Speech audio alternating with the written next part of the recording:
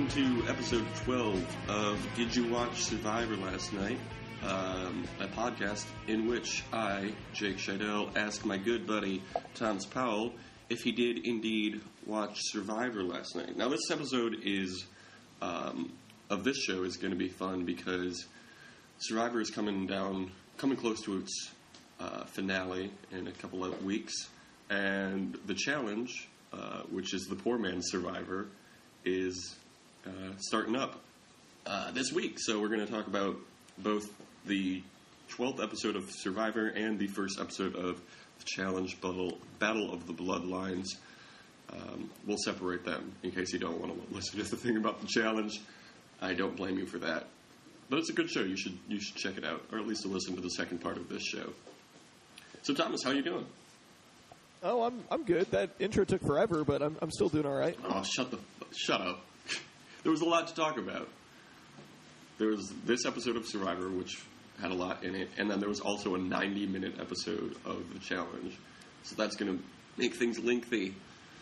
There's going to be a lot of hashtag content in this. Oh, yeah. You know it. Hashtag Twitter. So before we got into the episode of Survivor, I wanted to talk about where everyone placed in their first go round, you know? So there's 8 people left at the beginning of this episode. So all of them have, the worst they can do at this point is 8th place. Kelly Wentworth took 14th place in her season, which only had 18 people. She did the worst of everyone who's left. Oh, who do you think did the best in their original season? Seeing their gameplay so far.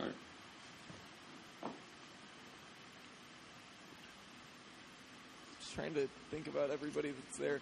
I have a feeling that it's going to be like an answer that, like, you're asking me this because it's not obvious and it's someone I wouldn't think of. So I'm going to say... I think everybody... Well, you took the wrong approach to that because Kimmy did the second worst. She took 12th in Australia of 16. Okay, well, never mind then. Maybe it was Jeremy? No. Jeremy and Joe both took 10th place in their respective seasons.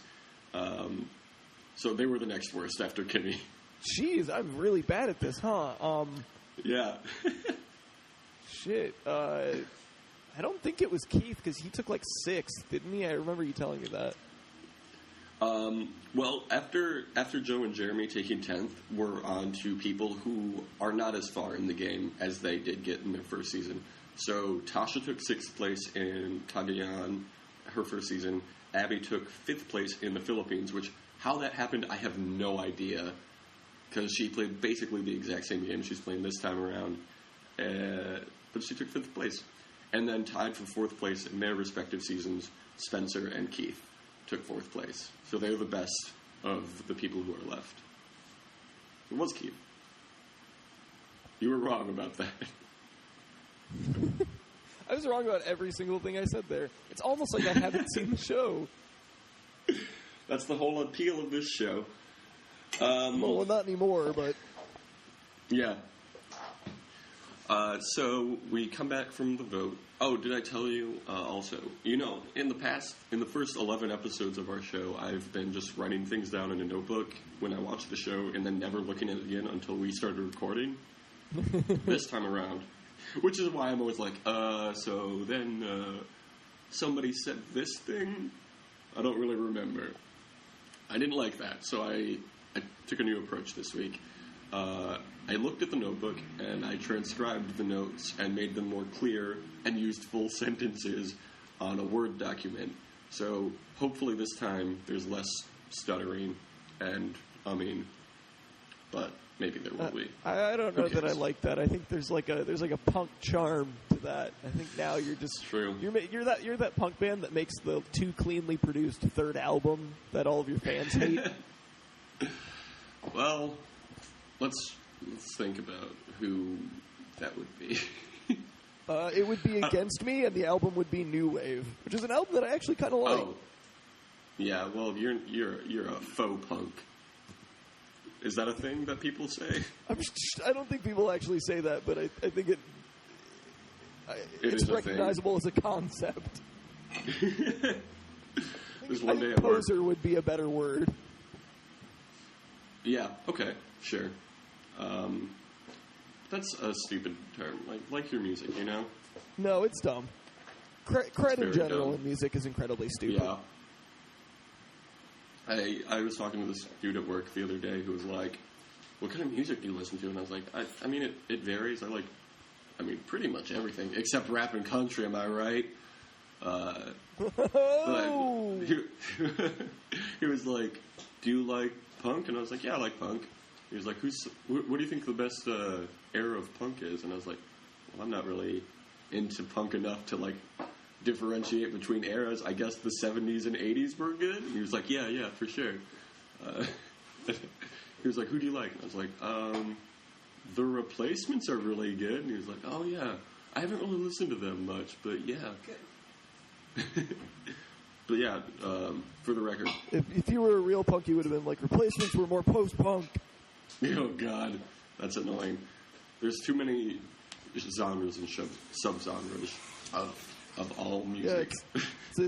Yeah, and just in general, that's like there isn't, at this point in my life, if somebody asks me like what type of music I listen to, I really just do. It's so hard to answer that, where it's like, because you can't say like I listen to a little bit of everything without sounding like you don't actually like music. Right, It just sounds like you don't actually care about what you listen to, which is completely the opposite. Yeah. Like, I care a lot about the music that I listen to. There's good stuff in every genre. Yeah, I think just at a certain point, some people don't. Sometimes you never branch out, but I just learned to branch out and just find stuff that I liked all over the place. Yeah. I'll think back to, like, high school and college me and be like, oh, you need to listen to more stuff. You're missing out on a lot of really good stuff. And high school me was so certain that I listened to, like, only all of the best music, and I, like, didn't even listen to hip-hop back in high school. I was an idiot. I was listening to Pandora, the radio website. I don't know why I phrased it like that, but I was listening to some station on Pandora, and, like, The Tribe Called Quest came on, and I was like, yeah, this is really good. Why didn't I never listen to this? Everybody who said Tribe Called Quest is really good was right. Yeah, I never, like, it took me until my freshman year of college to get into hip-hop, which is really sad. Yeah. Like, I didn't like Kanye in high school. I know. I'll listen to, do you remember, okay, so, for the people listening, we had this high school news station, and once a week, they would interrupt class for, like, the news segment, and one of the songs they played at one point in one of their segments was the Kanye song. What was the song actually called? What was the title of the song that he sampled? The Daft Punk song? Stronger, yeah. They sampled the Daft Punk song, and I was like, write your own music. Why are you stealing other people's music? Dude, I remember having this conversation with you about that, because I was the same way. I was like, I can't believe Kanye thinks he can sample Daft Punk. Yeah. Like, I had no idea that sampling was such a thing in hip-hop. Like, I had no knowledge of hip-hop at all. And, now I'll listen to that song and be like, oh, that's a really good song. Track. Yeah, it's a dope song. So we're about 10 minutes into this episode now. I think that's a good time to start talking about the actual show. Yeah, let's go. So they get back from voting out Fishback, and Jeremy is very worried about the numbers going forward, which makes sense because his strongest ally is gone and there's only 8 people left. So you really need people to be on your side, which is a realization Spencer also has, and he realizes he has to build a more solid relationship with Jeremy. That's always been kind of like an undercurrent of an alliance, like the Jeremy Spencer thing. Because remember early on, Spencer and Jeremy had the heart to heart. But then they never really focused on it after that. So I think it's doable for Spencer and Jeremy to get together. Yeah, it seems like kind of a natural alliance. Yeah. Like, oh, Fishback's out. I guess we'll get the second biggest nerd on the show to be Jeremy's partner. So Kimmy talks to Wentworth and floats the idea of voting out Joe. She says, if Joe loses, he's out. And Kelly's like, yeah, that makes sense. Sure. I mean, we tried to do that last time and it didn't work, but sure. And Kimmy says, if we get Joe out, then the women can take over, and thinks that this idea of a women's alliance is such a good idea, because after Joe's out, there will be 4 women, Kimmy, Kelly, Tasha, and Abby, and 3 men, Jeremy, Spencer, and Keith. Which, fine move on Kimmy's part. But this is exactly what Monica was trying to do when she got voted out, when there were 5 men and 5 women. And it's what Sierra was trying to do when she got voted out 2 episodes ago. So, like, I don't know why this is such a go-to for them. Well, also, I mean, like, it's you have more Survivor watching experience than I do, but, like, have these ever worked? Like, do single-sex alliances are they ever really that effective? It's kind of hit or miss. Sometimes, like, really strong alliances where it's, like, 2 super strong people who are very good at playing the game get together early on, they can go all the way to the end together. I was telling you about Russell, who is like the biggest villain of Survivor history. He, on his first season, got really close with, I think her name was, God, it's a weird name, Pavardi, I think. It's spelled like you would misspell poverty, but it's not pronounced poverty. I thought you said so Havarti, really like the cheese. No, that's what it is. It's Havarti, but with a P instead of an H. Havarti. Yeah, you're right. So they got really close in their season. That's like an Indian name, isn't it? Isn't it like Parvati or whatever? Oh, is it? Yeah. I don't know. So they got really close, and they made it like they got together first day, and they stayed together till the very end. And Pavarti won. So like that kind of alliance is really good. But the kind of alliance where you're constantly trying to figure out who's actually with you, and there's like 5+ people, or even like 3+ people, it's gonna be tough because I was asking really more about like anyone. all male or all female alliances. Like, do those ever actually work? Yes, some of the time. There was a season. I don't think I watched this season, but there's a season with. Oh, I think it was the same season actually. Samoa with Monica, and they had a season or an alliance called the Black Widow Brigade. I think is what they called it, and it was this super strong women's alliance, and it came down to like the 5 women, and they eventually like got pretty much all of the men out. I don't know if it was the same season as Russell's first season, but it was around that same era. I know. So yes, it can work, but it's not. It's an easy, quick alliance to make. I think that's why people like it so much, because it's like right away we know everyone's gender, so let's just vote for the other gender, and then once we get all the men out, we can figure it out from there. But this will at least buy us 2, 3, 4 votes. So it's it's not the best move, but I understand why people do it. I think, I guess I can see like this late in the game too. If you just straight outnumber somebody this late in the game, like you can get the men out pretty quickly. It makes sense at this point in the game. The only issue with it, I would say, is that there's still 4 men and 4 women on the tribe, which is the same number as Monica had when she tried to do it in her episode. So it would be very easy for the men to flip on the women, and for one of the women to flip on the rest of them and vote out Abby or someone. not going to say if that happens or not, because I imagine you haven't watched the show. I don't really know who the audience of this show is supposed to be. Is it people who watch the show already? We really have no handle on that at all. Do you like Survivor? Do you not like Survivor? Who knows? Who knows? Listen to us talk about high school.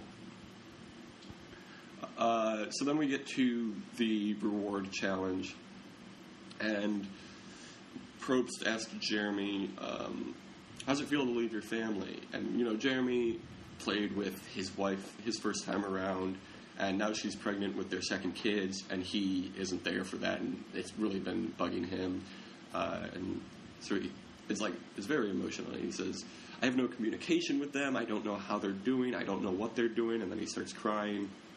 And I like that Spencer, who, you know, is trying to have feelings this time around, tries to console Jeremy, but all he does is kind of, like, tap his shoulder for a second. Hey. Like, yeah, okay. You're very what's that on your face? What are you doing? Why did you stop talking? So, Jeff Probst continues. He says, the loved ones challenge. Sometimes we bring the loved ones to you. Sometimes we don't. Sometimes we do something different. And he kind of looks around to gauge everyone's reaction, and everyone's like, what are you talking about? And then he goes, today we're not doing anything different. And everybody's like, yay! So the first person they bring out is Jeremy's wife, Val. And Jeremy basically gallops to her. He's so excited to see her. And the first thing she says to him is, it's a baby boy. So that's nice. Yeah, it was a really nice moment. Also, everybody cried forever in this segment. Holy shit. Well, yeah, that's normal. The Loved Ones episode is very emotional all the time. It seems like they have. I don't know if this is more me, like knowing, like being more in touch with my emotions as I have gotten older, or if they've just edited these episodes so that they're less lengthy, or these segments at least. But it seems like in the early episodes it was really, really long, that they would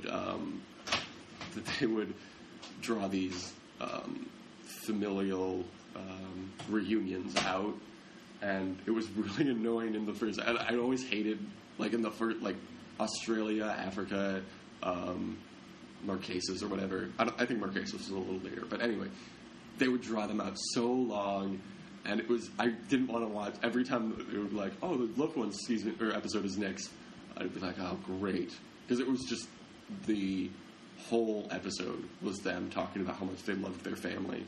It was like, I don't care. Because you hear, like, the same platitudes where it's like, family is everything to me. Yeah. It's the most important thing. Yeah.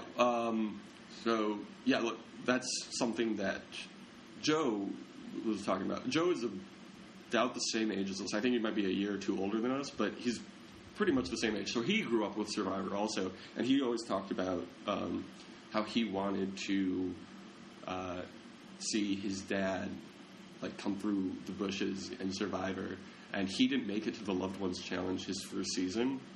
So Jeff Probst brings that up again, and Joe's like, oh, yeah, that's so great, and is eventually like, all right, so here's your dad, and his dad comes out. Oh, yep. And here's the thing that I wanted to talk about. Yes. Thomas mentioned me on Twitter last night and was like, we're going to talk for like an hour about Joe and his dad. And I was like, yeah, I know. And as soon as I saw that, I thought about that. I knew you would have something to say about Joe and his dad. Before we get to that, though, let's just run through who else shows up. Tasha's cousin, who she says is more like her sister.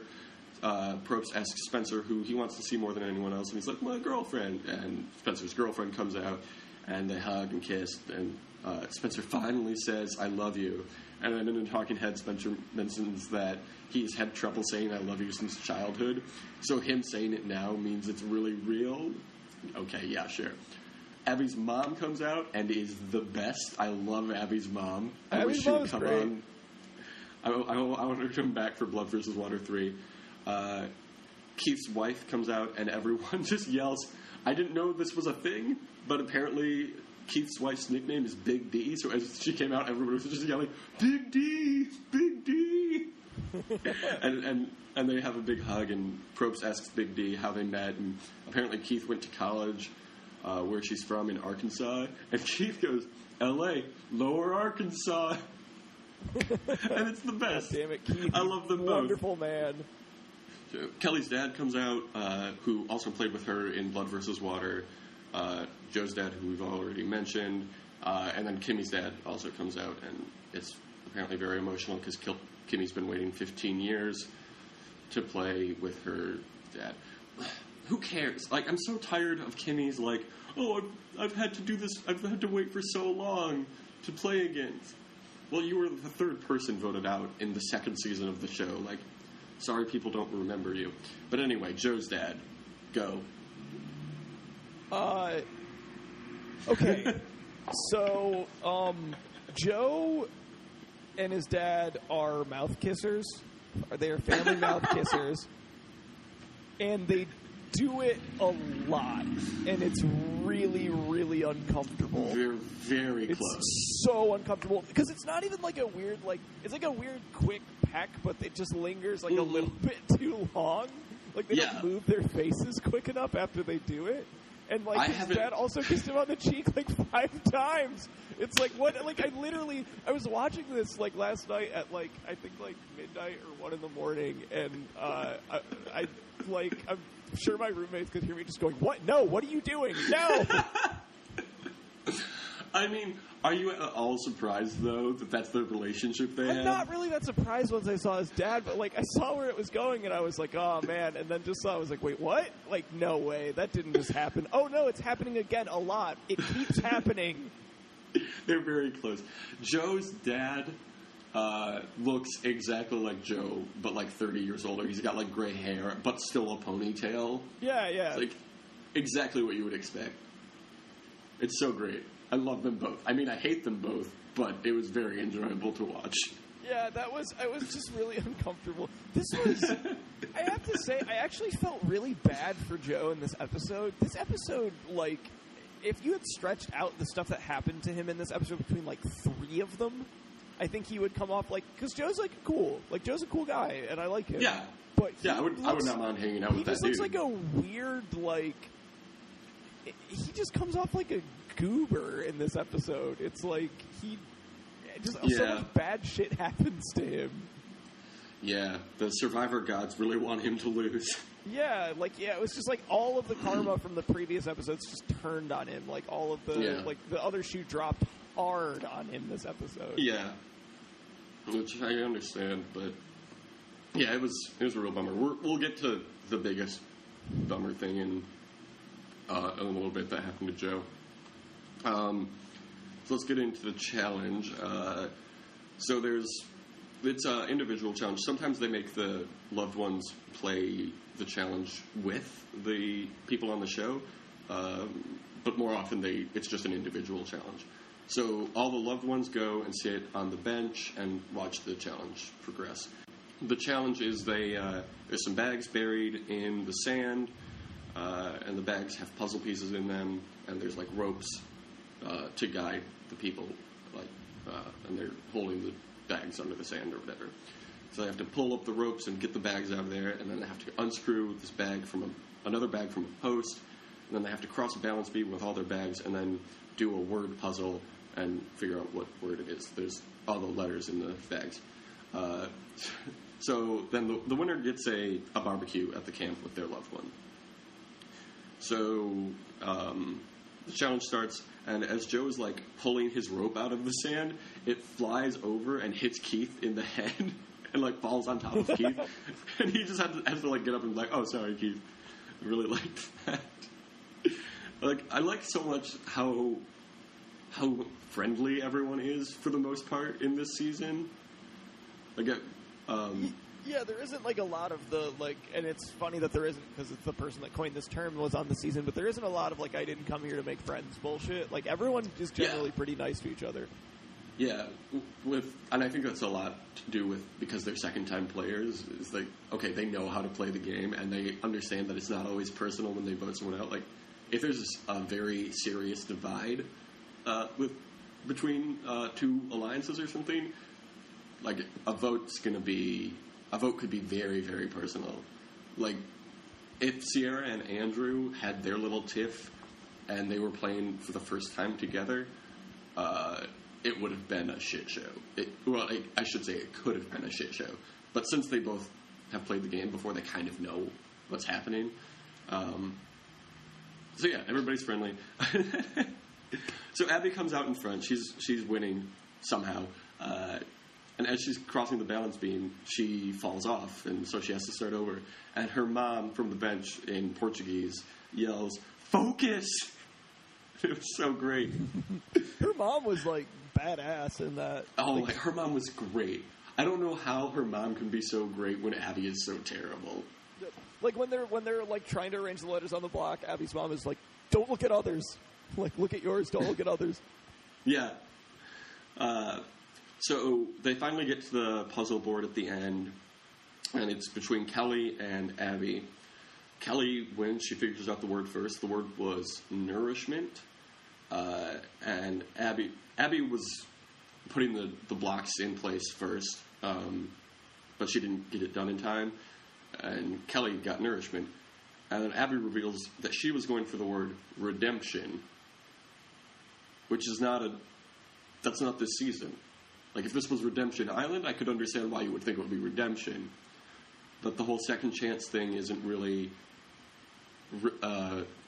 the theme of the season isn't really redemption. It's like, oh, sorry, you had bad luck the first time around. We'll give you a second chance. That's why it's called Second Chance. Yeah, it's weird, though, because I feel like they haven't really talked about the second chance thing at all, you know? Like, yeah, did you know this is the Second Chance season? They just never really mention it. Yeah. Yeah, I don't think this challenge had Jeff didn't mention that this was anyone's second chance at the challenge. I think this is an original challenge for Survivor Cambodia Second Chance. This challenge is a first chance. That's what they should call next season. You know, the next season was also filmed in Cambodia, but with all new players. So I hope they're like, Survivor Cambodia, first chance. So Kelly wins, and Jeff tells her that she can pick someone to share the reward with. So she naturally picks Keith because, I mean, why wouldn't you? And then he's like, okay, you can. It's like when he told Fishback that he could pick someone, and he didn't pick Jeremy. And he's like, okay, you can pick someone else too. And so then she picks Abby. And it's like, okay, fine, someone else too, and picks Kimmy. Okay, fine. Also, one other person, and picks Joe. Never picks Jeremy, who is missing his very pregnant wife to be on this show. Talks about it constantly. How much he misses his wife. Didn't pick her. Didn't pick him. So now I hate Kelly. Fucking what? Her and Jeremy have, like, never been close, though. Like, I don't think it's that bad. I know, but... I don't know. I guess Kelly and Keith are fairly close. Oh, yeah. Keith's got a big old boner for Kelly. I don't know. I don't know if you noticed in that barrel challenge a few episodes ago, when Kelly was like crawling into the barrel, Keith's hands were he was trying to be helpful, but his hands were places they didn't need to be, if you know what I mean. No. Yeah. Do you want to hear something even grosser about that? Sure. I was going through the Survivor Cambodia tag on Tumblr, and I saw a GIF of that little scene, and someone wrote on the caption, "Oh, I wish I was Kelly right now." I was like, what? You want Keith to grope you? I mean, Keith, I don't know what peanut butter has to do with that, but oh my god, are you going to do this right now? Who cares? It's like, I don't even want to get in this debate because it's so unnecessary, first of all. 2, I'm right. And 3, it's unnecessary and everybody knows what everyone is talking about. So, why bring it up? All right, I'll. It's like when you're talking to someone and they say tomato, and you're like, okay, I know you mean tomato. I'll give it to you on this one. God, shut up! I'm firing you. You can't fire me. I quit. That's fair. So then we get back to the camp, and Joe is like, "Hey, Dad, this is the flag I painted for the tribe. You know how every tribe has their flag." I don't know. We haven't really talked about the tribe name at all since the merge. Their tribe name is Okrun, Okrun, which apparently in whatever language they speak in Cambodia, it's not Cambodian. I'm pretty sure that's not a language. Do you know what language they speak in Cambodia? I do not. Okay, that's something I should probably have looked up.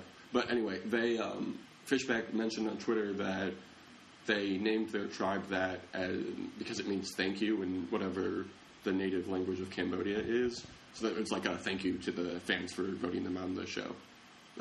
That's a nice little gesture on their part, right? Yeah. As long as we're talking about merged tribe names, one, just real quick mention, Heroes versus Villains, the merged tribe was Heroes and Villains, obviously, so they named their merged tribe Yin Yang. They were black and white, the tribe colors, whereas the villains were red and the heroes were blue. Merged was black and white, Yin Yang. But and that one is good. That makes a lot of sense.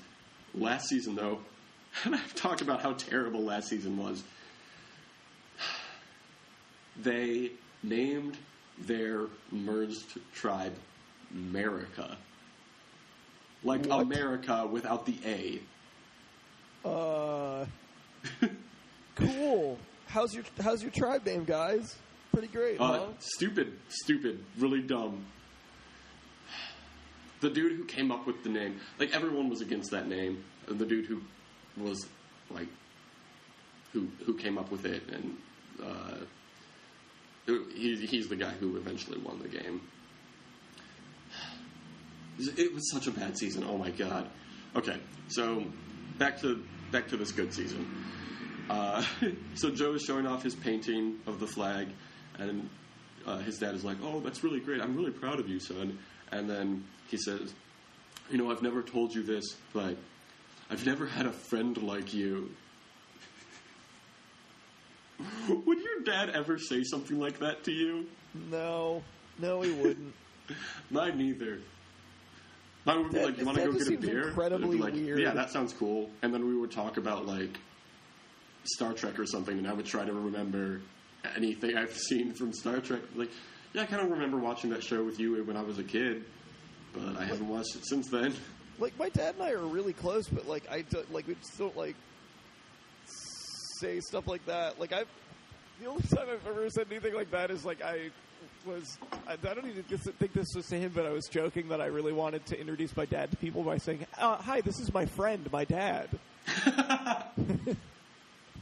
That's really good. I really wanted to introduce them that way. I'd like you to meet my friend, my dad. My dad and I are pretty close too. He texted me and my brother and sister the other day and was like, "Hey, if you want anything for Christmas, let me know by tomorrow. Your mom and I are going out shopping on Sunday," which is today. Which, in his text message, I think what he meant to say was, if you want anything specific, but it auto-corrected to, if you want anything sporting, let me know.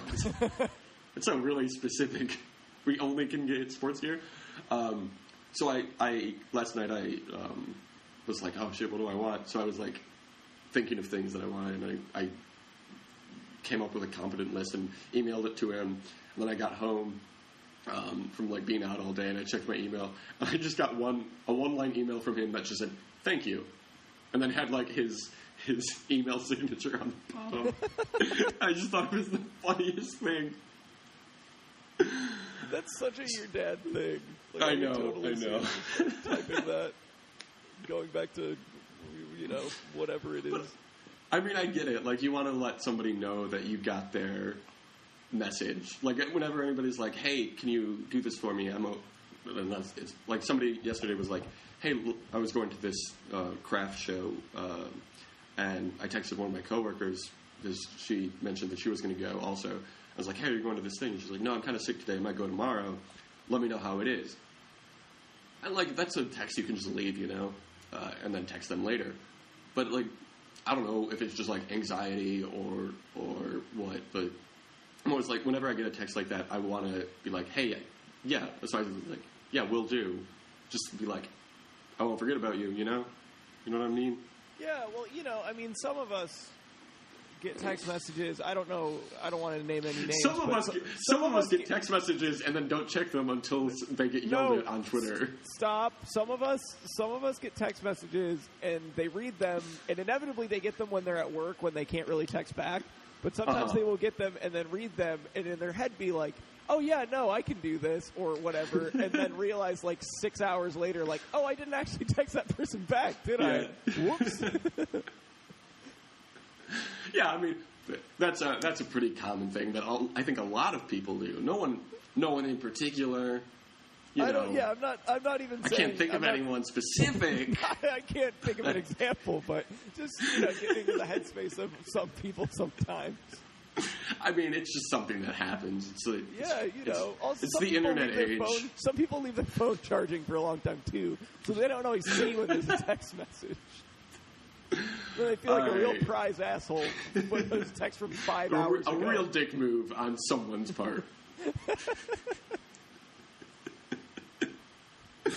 Oh, boy, let's get back to the Survivor, huh? Yeah.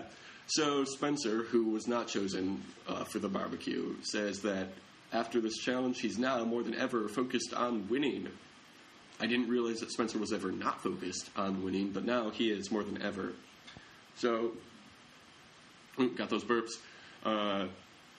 He's talking to Tasha and Jeremy, and he asks them what they would think of the three of them as the final three. And they're both like, yeah, maybe we could do that. But no one's committing to anything yet. It's the most non-committal, like, yeah, definitely. Like, yeah. Yeah. Like, sounds they're all great. Like, yes, at least one of us should be in the final three. We're all very good players. We'll see what happens, though. And Tasha's like, priority number one, though, we have to do something about Joe. And Spencer's like, yeah, he's too much of a liability. Like, you give Joe an inch, and he takes a mile. Spencer is really great at saying cliches in his talking head segments. Oh, yeah. That's definitely a strong suit of Spencer's. On his resume, it's like, special skills. I can speak in cliches a lot. So, Joe's not just this cliche, he's also these other three cliches. He's like, Spencer Bledsoe, work hard, play hard. And he gets the job. Because that's what companies like. Yeah, he's like, we had to get rid of Sierra because Sierra is a real my way or the highway kind of player. That's why people like him, though, because he speaks in phrases that people have heard already. So then we get to the immunity challenge, which is also a first-time challenge. Also not a second chance challenge. I wonder if that's because, one, there's fewer people who have gotten this far, and two, if someone has already done this challenge so late in the game, they have an advantage to go further. So maybe or another thing that could be happening, this episode just didn't have a second chance challenge. Yeah, that's also a distinct possibility. Thinking too much about this. So the challenge is the competitors must balance a statue atop a long pole, and then every so often they have to add more height to the pole. And it was like, oh, cool challenge. And then Probst reveals there's a second immunity idol for them to win. One is for the men, one is for the women. So they all take their place, and it's pretty eventful pretty uneventful for the first bit. Kelly wins for the women, and then eventually it comes down to Keith and Joe, of course, because it's an immunity challenge, so why would it come down to anyone else? And they, every so often, they'll show how much time has passed. At least an hour and 20 minutes passed in this challenge of them just standing there holding a pole. Can you imagine holding a pole for an hour and 20 minutes? It's ridiculous. Like, and the thing is, this isn't even like the first time that this has happened between Keith and Joe. Like, I think Keith has like infinite patience. It seems like I think Keith could just do that for 5 hours and still be doing it. It's amazing that that Joe is like the yoga master and like very like calm and everything and very, I want to say, like Eastern in his mentality, you know, whereas Keith is like a homebred American, like steak and eggs for breakfast and potatoes for dinner, like drives a tractor probably, like only buys Ford, and he's going toe to toe with Joe in like these very patient, long-winded challenges. I think it's great. No, it's awesome, and it was really nice to see Keith actually win one of these 50-50 ones. Yeah. So yeah, it seems like when Joe will get like I'm skipping over a very important reason why that happened, but it seems like Joe will get into these with people where it'll be like a standoff, and he just outlasts everybody. And the last 2 weeks, it's gotten down to him and somebody else, and he just hasn't quite been able to do it. Mm-hmm. I think Joe has a lot of pride, and he has a lot of pressure on him to be the golden boy of this season. At one point, though, and like everybody is like sitting on the bench, everybody who's been eliminated, and this is like hour and a half into the challenge, and Spencer's just like, "This is too tense, man." Yep. So eventually, sitting there for that long, but I think with Joe, just to get a quick touch on what you were saying about that, like it's like a self-perpetuating thing where it's like because he's so good at challenges, he's put in a position where he's going to get voted out if he doesn't keep winning, so he has to keep winning every single week. Where it's like, yeah, you're definitely right about that.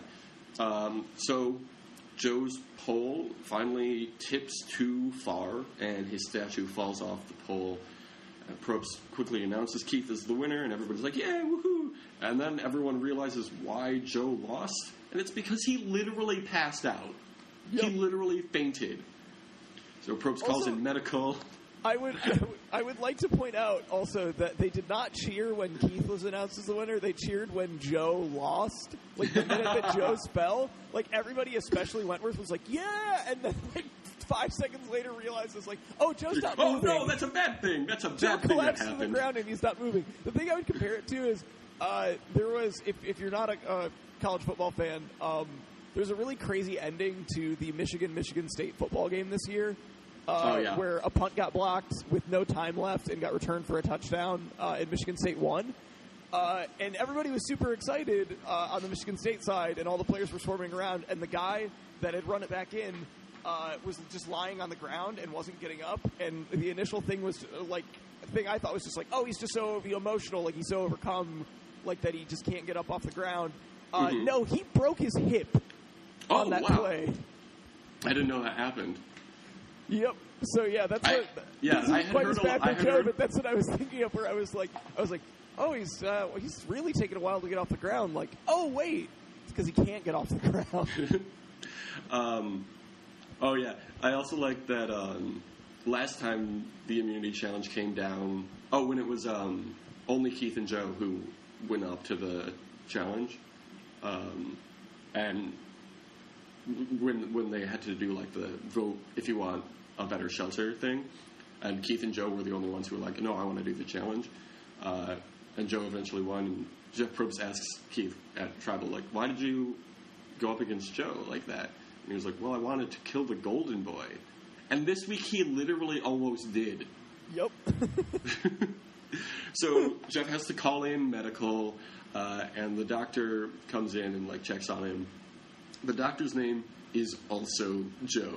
So whenever he's talking to the doctor, Jeff has to call him Dr. Joe rather than just Joe, which is the funniest term I've ever heard. It's like when Do you remember when CM Punk was injured a few years ago, and they wrestling talk here?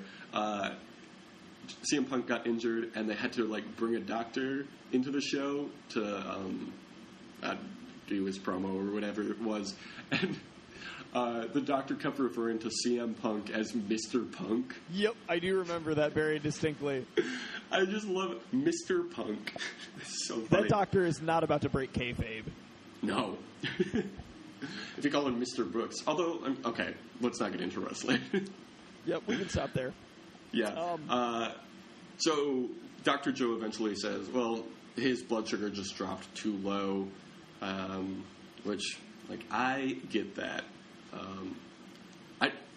I don't think I could do that because, like, you know, being diabetic, my blood sugar is very, I don't know, hard to control, I guess you could say. So if I was, like, standing there for an hour and a half, like, not moving, my legs would be killing me. I would be totally out of energy. Like, I don't have a lot of energy to begin with.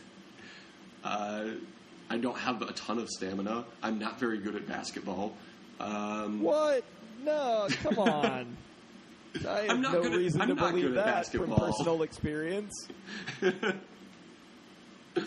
Some of us are bad at basketball. Some of us are bad at texting back. I mean, we all have our weaknesses. We're not naming names on either of those. No. Could be both of us for both of those.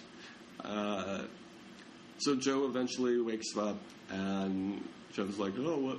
How you doing?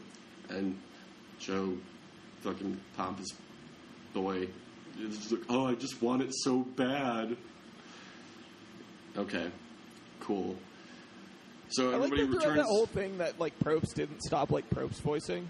Like he was just like, that's just his natural speaking voice. I'm going to need everyone to clear a square for Joe for medical to come in.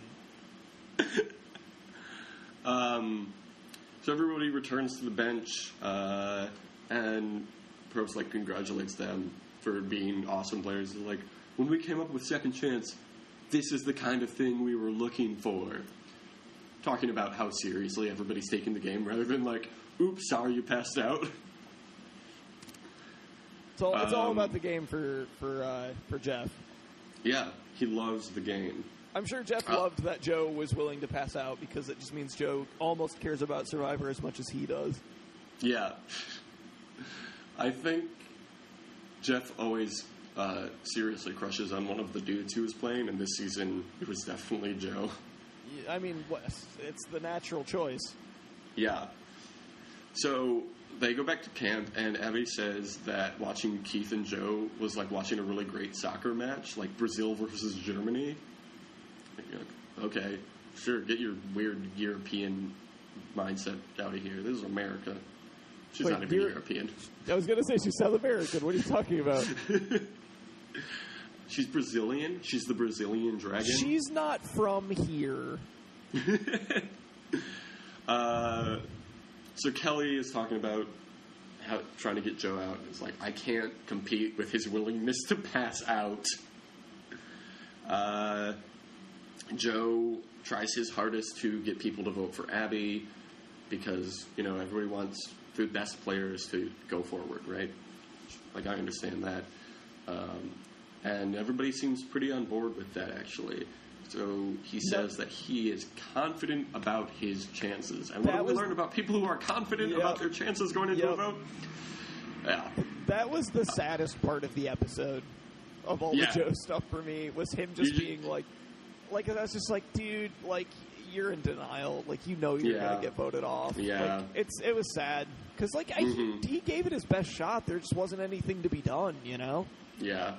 He's definitely going to come back eventually. He'll be on Heroes vs. Villains too. He's too young. He's too good at the game. There's no way they're not going to bring him back. And they should. If they don't bring him back, that is a big mistake on their part. Yeah. There was a guy a few seasons ago who played 2 seasons in a row like Joe did, named Malcolm, who was also like really popular, had the same kind of look as Joe, and I think he'll be back too. I would love to see him and Joe in a season together and just see how they interact. you don't know who that is, so it doesn't matter to you. But yeah, that they would be good together. So Tasha talks again to Spencer and Jeremy and brings up the plan for a girls' alliance because she wants to avoid them hearing it from someone else. She wants to avoid distrust, which makes a lot of sense. Like she is a smart player. She doesn't swing too hard. Is that a phrase? It is now. Okay. Spencer is conflicted on who to vote for. He says, if we keep Joe, I'm terrified. If we get rid of Joe, I'm terrified. And Spencer and Jeremy want to squash the girls' alliance before it starts, which makes a lot of sense. And then Tasha is trying to convince them, no, vote for Joe. She says to Jeremy, you couldn't beat him today. Spencer couldn't beat him today. Let's get rid of him now. And then we go to Tribal Council. But first... Oh, no, I didn't write it down. Okay. Before Tribal Council, we got to do the thing that we always do before Tribal Council. The wildlife shots? Yeah. I meant to make a little part on this Word document for them, but I forgot to. So now I have to go look through my notebook again. So, the first thing we see is a snake that they show during a scene with Spencer. So that's not a good sign for Spencer. Or maybe it is. Maybe it means he'll win. But he's, I don't know, he didn't do anything snakish this episode, but we'll see what happens. And then there's another snake later in the episode. And then I think there was one other thing, but I can't find it in this notebook. So, do you remember anything else? I honestly don't. Okay. Well, yeah. Okay, so Tribal Council. That was the worst wildlife segment we've ever done. That was, I think, the worst segment we've ever had on this show. Well, remember earlier when we talked 10 minutes about how much we didn't like hip-hop in high school? No, and that was talked good, about though. our local news? No, that one was nice. That was a lot of fun, actually. But, I apologize if we have any remaining listeners for what a letdown this segment has become. It was such a delightful one. It was really great, yeah. And then, I mean, it's all because of the editors on Survivor. It's not our fault. It's their fault. It's their fault. Send your hate mail to them. Editors at survivor.com. That's their email. Editors at survivor.biz.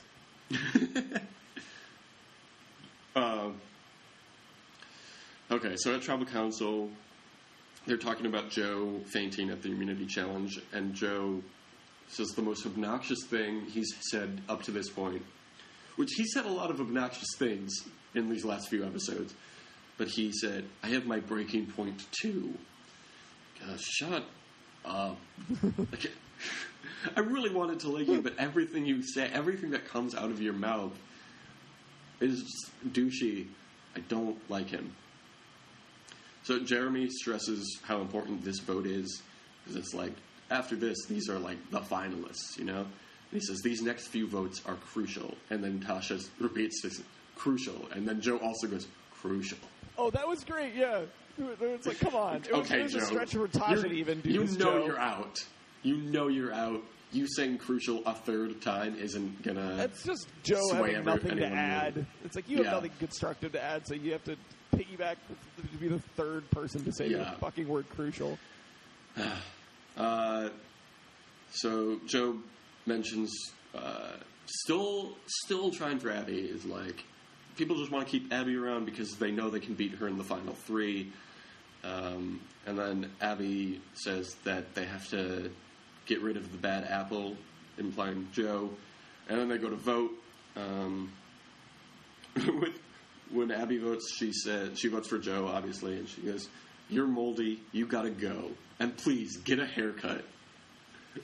I don't know how this happened, but suddenly I'm liking Abby more than Joe. No! Abby's so terrible. Abby. That was so funny, though. The metaphor that she used, by the way, having to get rid of the bad apple, is not at all actually applicable to Joe. It's her. You are like Abby is the bad apple. Like Joe is not.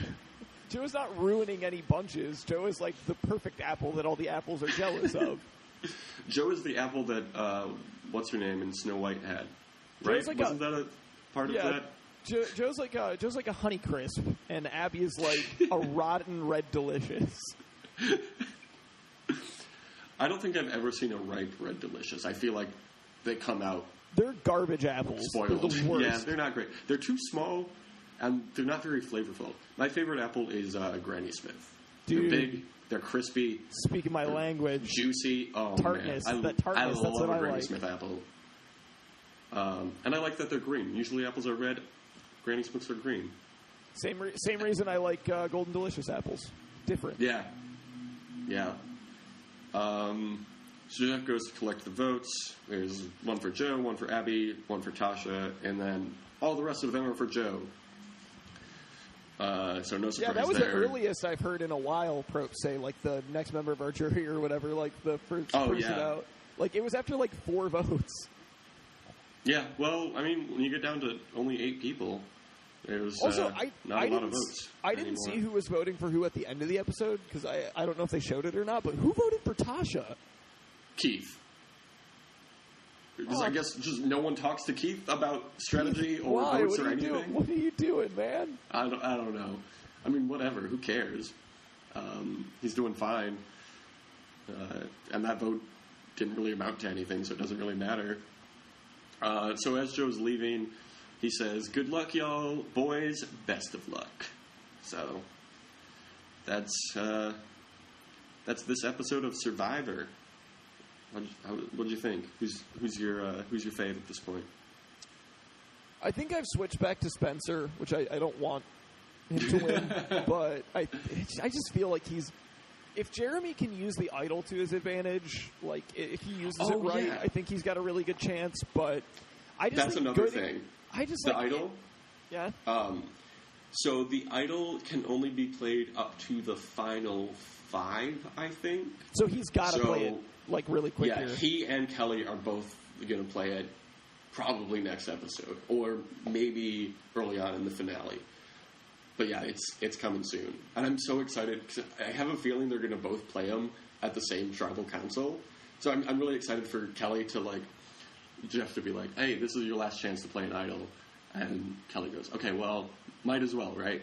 She plays her idol, and Jeff's just like, "Yep, this is an idol. No votes for Kelly count." All right, ready to vote. And then Jeremy goes, "Oh, also I have an idol." And then Abby gets out with 1 vote against her. Yeah, of course. Wentworth is my dark horse. Yeah, I love Wentworth. I really like her, and I think that she's a really good player. So I think she's in very good shape. Yeah, she epitomizes the whole second chance idea because she wasn't bad her first season, but she didn't get very far, and she has been killing it this season.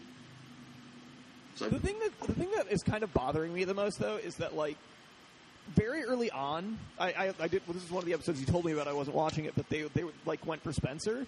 Nobody's even tried to get him out since then. Yeah, that's a good point. It's been literally 7 weeks since they've even mentioned his name, because there was that one episode where they're talking about it being either him or Wigglesworth. Yeah. And even then, I don't think they even went that way. I think that was the one where they ended up voting Monica off. Yeah, I don't know how he's skating through this. How he's not an under the radar player. Stuff. How is he flying under the radar? I don't get it. I don't know. And he is a major player in the vote, so I don't know. We'll see. He has to win at this point. I don't see any way he can't be the winner. I feel bad about it because there's so many people I would rather have win, and just the inevitability of it is very annoying. Yeah. I mean, we might be wrong, in which case... It could be all of the winners edit shit that's been happening with him could be a red herring, which would be great, but... Yeah, that's true. I wonder how much they're playing into that.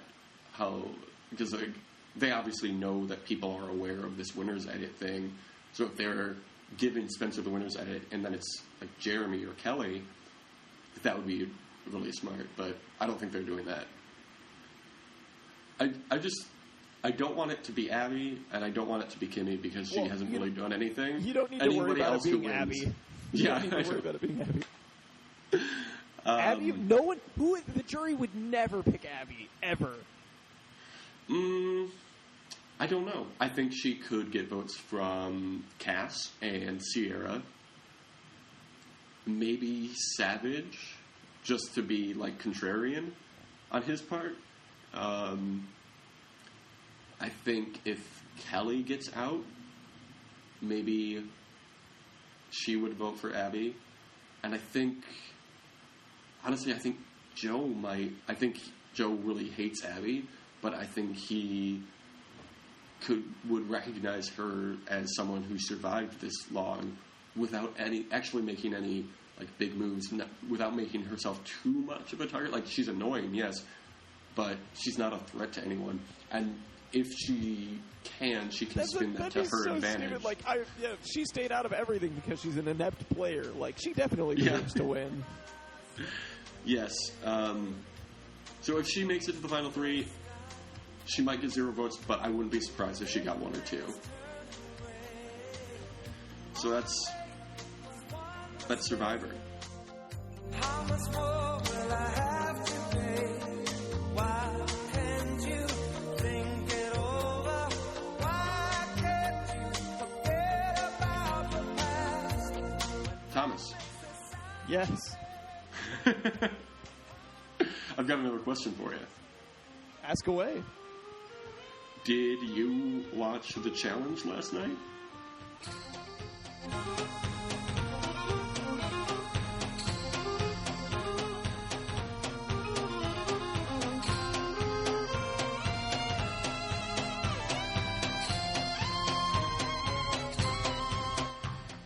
I didn't. I'm gonna keep it 100. I completely forgot about the challenge airing this week. That's fine. I am disappointed in you, but it's fine. So, if you're unaware of the challenge, I don't know how you could be. It's kind of like MTV's biggest show, but it takes people who have been on The Real World, Road Rules, previous seasons of the challenge, and Are You the One, and puts them all together in a Survivor-style game called The Challenge. The big difference between this show and Survivor is that they provide the people on the challenge with a lot of alcohol, and it plays into the story a lot. They also get to live in a house, right? Yeah, they live in a big house. This season is filmed in Bodrum, Turkey. I don't know if I'm pronouncing that right. But yeah. So this season is called Battle of the Bloodlines. So 14 cast members from previous MTV shows and their family members, like brothers, sisters, and cousins, join TJ Lavin in Turkey. So as they all... they all join TJ in what's called the pit, and are introduced to each other. And Bananas, who has been on, I think, 12 challenge. I think this is his 12th challenge. Brings along his fucking beefcake of a cousin, Vince. And they kiss each other's cheeks. Oh my God, the kissing! The kissing, so much kissing between family members. So TJ asks the group, "Who likes money?" And it was like, "Yeah, I like money." Like in Idiocracy. It's like, I like money. But do you love money? Then the cast of I Love Money comes out. This show hey, our show got canceled canceled because it cast a murderer. So TJ then tells them that the winning team will split $350,000 and asks them if they want to know how the money will be split up. And everyone is like, yeah, that would be nice. And she just goes, well, too bad. Because usually it's two people teams, you know? And when they come in, they expect it to be like them and their bloodline. But that might not be the case by the time they get to the end. So the pit is where they all meet up. It's where the eliminations will happen every episode. So every show they're going to have a head-to-head challenge. And the winning team, there's going to be one winning team and one losing team. The losing team goes straight to the pit. And the winning team has to choose who they're going up against in the elimination. So that's kind of an overview of how this season is going to be played. How do you... what are your thoughts so far? I mean, it sounds familiar from the other season that I watched. Fair enough. So Nani, who was on Real World Las Vegas, which is a really good season, brings her super scary-looking cousin, Nicole. And Nicole says, we're going to win because we're the hottest fucking team. Okay. They probably not, because you have weird wolf eyes, Nicole. Here's the thing about this show. This show is very shallow. I just want to bring that up immediately. No. I know. It's like, I don't want to talk too much about like the appearance of people on Survivor because, I mean, unless it's Joe, you know. But on Survivor, it's like these people are pretty much starved and they're exhausted constantly, and it's not really about their appearance. It's more about their strategy and their gameplay. The challenge is all about their appearance, and strategy and gameplay kind of take a back seat. It's like, it's there, but it's more about, like, hooking up with There's people. There's occasionally strategy, but mostly just like, can we see these attractive people fuck? Yep. Oh, and believe me, they do. Well, so Do tell. Daria. Oh, I will. This was a 90-minute episode. There's a lot of fucking. There's at least 3 or 4 instances of people fucking in this episode. So that's a good start. Dario, who... This is his first challenge. He was on the last season of Are You the One... Or season 2 of Are You the One. Season 3 ended right before the challenge started. But no one from that season is on this season of the challenge. Ooh. Anyway. So, Dario brings his cousin Rafi, and they're twin meatheads. One of them has a shaved head, the other one doesn't. And they're very proud of their appearance. And one of them says, once the women see us, it's going to be over. So, that's great. Jenna, who was on Real World Explosion, which was the best season of The Real World, you need to watch it, brings her cousin, Brianna, who seems like a very sweet person.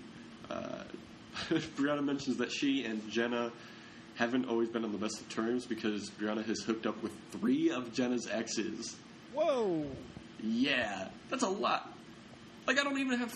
I don't think I have 3, like, legitimate exes. I could see that being a point of contention if that happened with 1 ex, let alone 3. And it's weird, too. You would think... Okay, just based on the appearance of both of them. Jenna is, like, very tall, blonde bombshell, you know, and is, like, the typical, like, all-American girl, like, that you would see in the 90s. So like a Jessica Simpson type? Yeah, like Jessica Simpson, Pamela Anderson, like that kind of era of... I mean, I know they're from different eras, but that kind of, like, 10 or 15 years of, like, we like blonde hair and big boobs. Like, that's Jenna's kind of M.O. Whereas Brianna is, like, shorter. She's probably, like, 5 feet, 5'2". She has, like, dirty blonde hair, like, big eyes.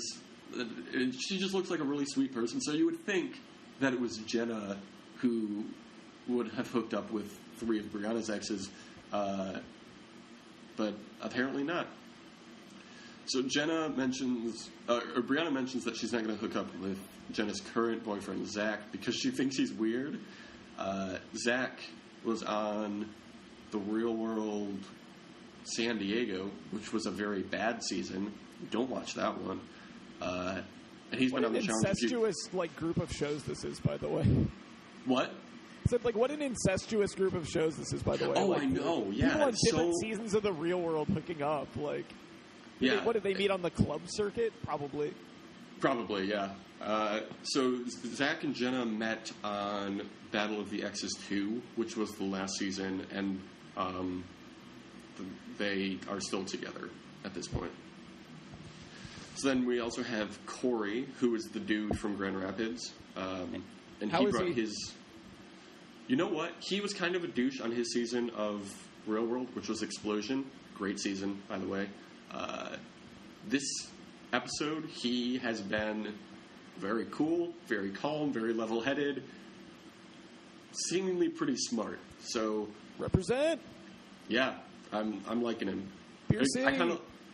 I kind of liked him his first season, or not first season, but his season of The Real World. But I was kind of like, oh, you're a little obnoxious. But this season he's been, or this episode, it's still episode 1, he's been a little cooler. So he brought his cousin Mitch. That's all I have written about them. Cara Maria, who has been on a million challenges, also brought her little sister Larissa. And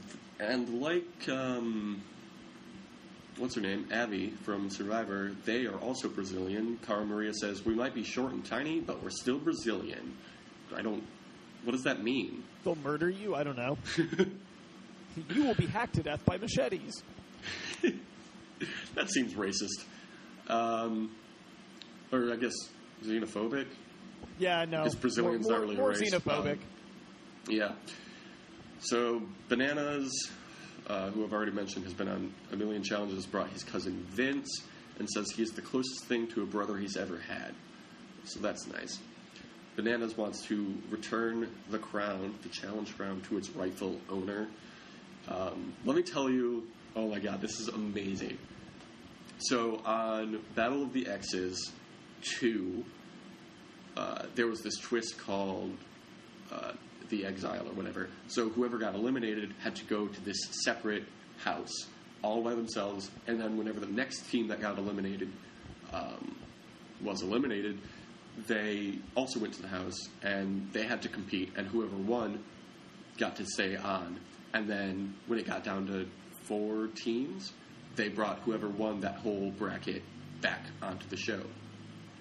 So Bananas and his team member won the Exile.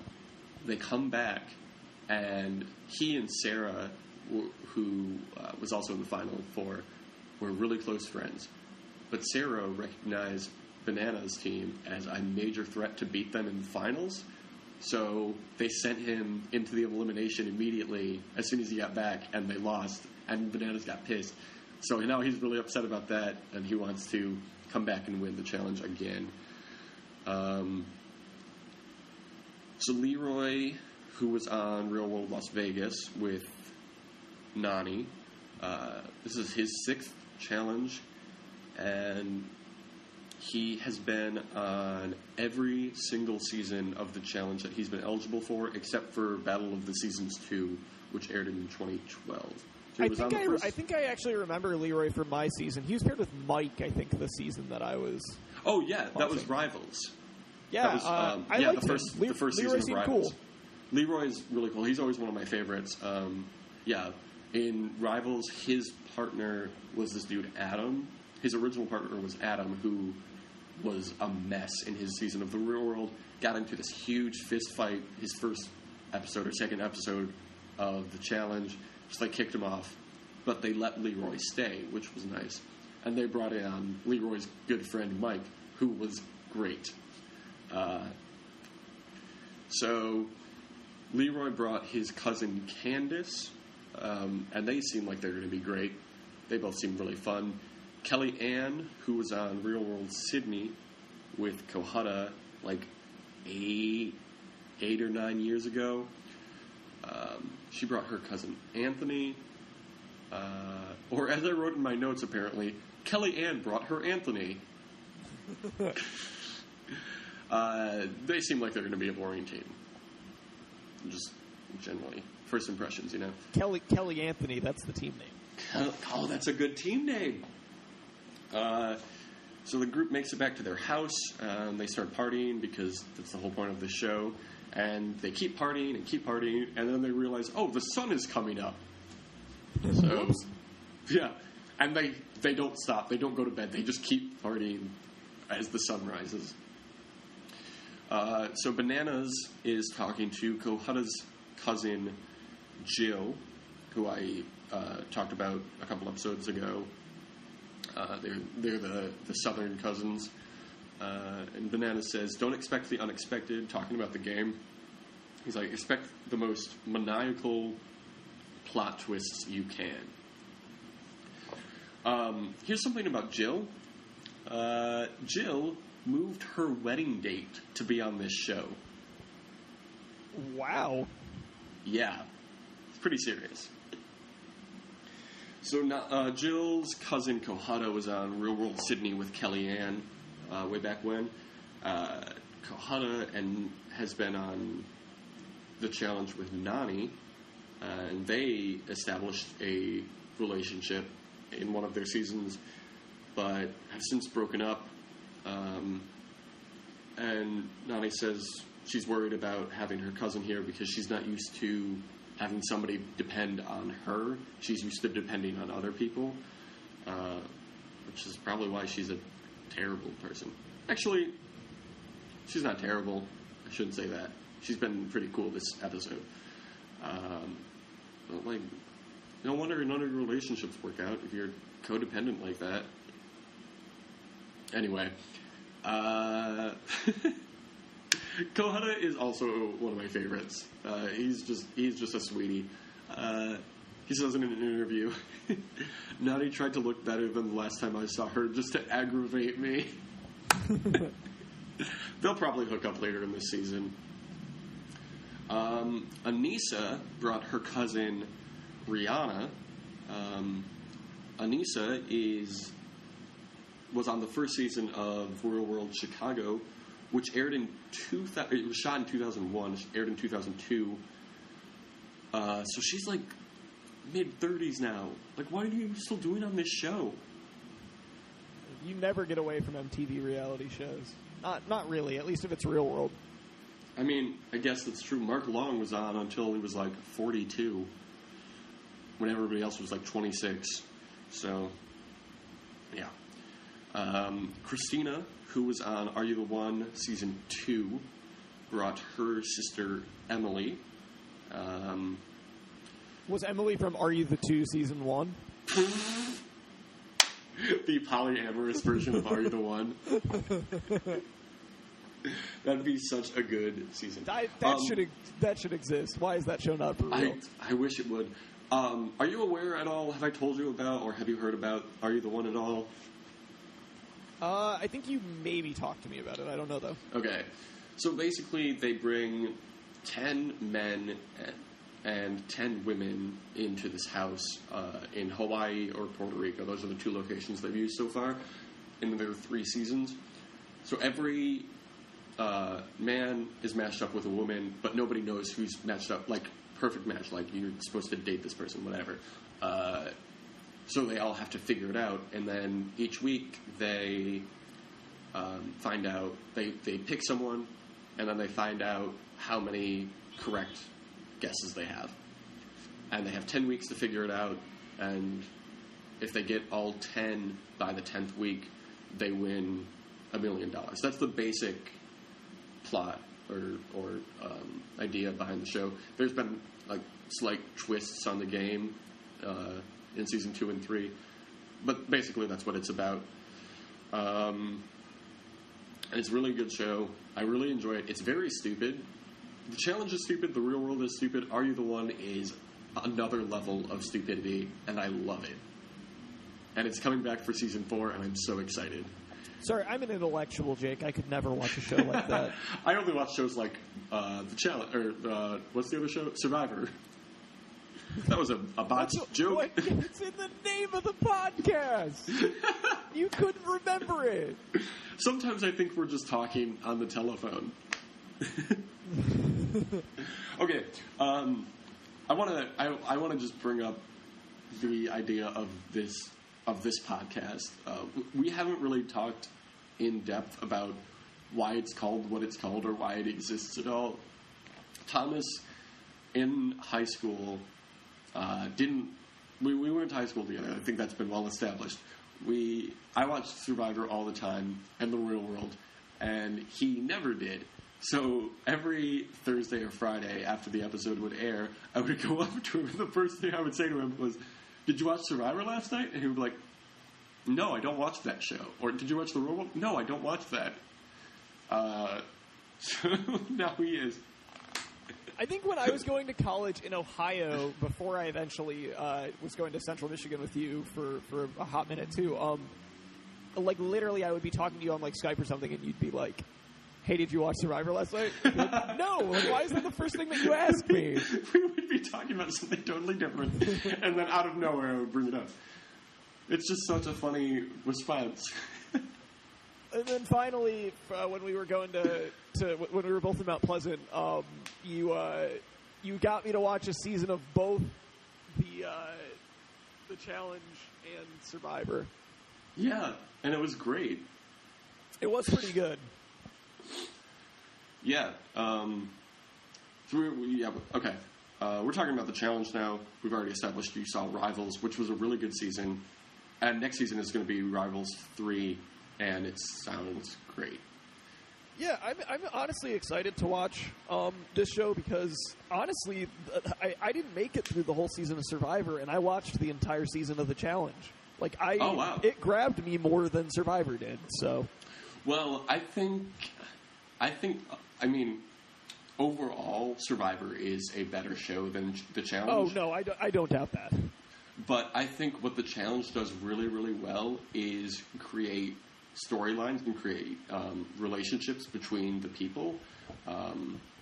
So, whereas you can go into a season having never seen one before and have a really good time, enjoy the plot for that one season, but you come back and watch a second season or watch a third season, and you'll remember these people from previous seasons and remember their relationships. Like, Nani and Kohutta have a really tumultuous relationship.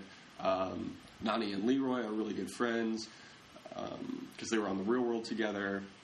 So it's like these relationships withstand throughout different shows, different seasons. Whereas on Survivor, it's like that episode has a storyline, but by the time the next episode airs, it's a different story taking up the majority of the episode. There are overarching plots in Survivor too, but the point of that show more is the game, whereas the point of the Challenge more is the relationships built, and also at the end they make some money. So it's not a great show, but it is a lot better than people give it credit for. That's what I'll say about that. It's fun. It's a fun show. Yeah. So Christina tries flirting with Thomas, who was also on Real World Explosion. So that's 3 people? I think 3 or 4 people from that season of The Real World are on the season of The Challenge. Thomas shuts her down immediately because he has a girlfriend, and that's what you're supposed to do in that situation. Yep.